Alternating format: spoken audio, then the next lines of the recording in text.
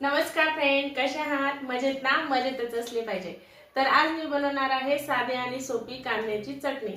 त्यासाठी मी मटेरियल घेतलेलं आहे थोडासा शेंगदाण्याचा कूट, यानंतर थोडीशी हळद, जिरे, मोहरी, कांदा लसूण मसाला आणि थोडंसं तिखट. यानंतर तेल घेतले आणि कांद्याची चटणी करायची आहे. तर त्यासाठी मी कांदा बघा कसा चिरलाय, तर उभा कांदा चिरून घेतलेला आहे आणि थोडीशी कोथिंबीर घेतलेली आहे. आता यानंतर मी सर्वप्रथम कढई गरम करून घेतली. नंतर मी त्यात 2 पळ्या तेल टाकणार आहे. तेल गरम झालेले तुम्ही बघू शकता. नंतर जिरे टाकायचे, मोहरी सोडायची,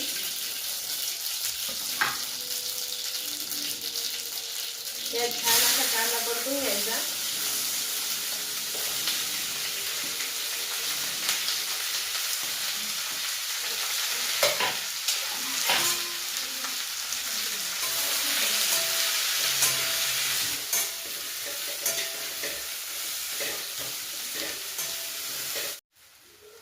बघा कांदा असा लालसर झालेला आहे.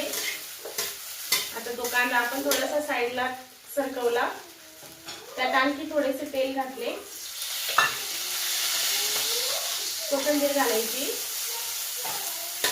यानंतर आपण जे काही तिखट घेतलेलं होतं ते तिखट घ्यायचं, मसाला वगैरे, हळद आणि शेंगदाण्याचा कूट जो होता तर हा भाजलेला शेंगदाण्याचा कूट होता. आपण हे सर्व टाकून घेणार आहोत. त्यात मीठ पण आहे. हे तेलात परतून घ्यायचं आणि पूर्ण कांदा मिक्स करून घ्यायचा त्याच्यामध्ये.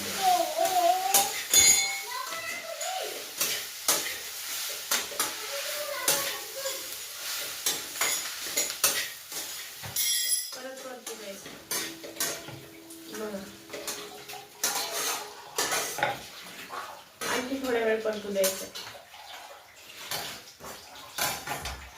बघा छान आपली कांद्याची चटणी तयार आहे. आता गॅस आपण बंद करून टाकूया. ही झाली आपली कांद्याची चटणी तयार.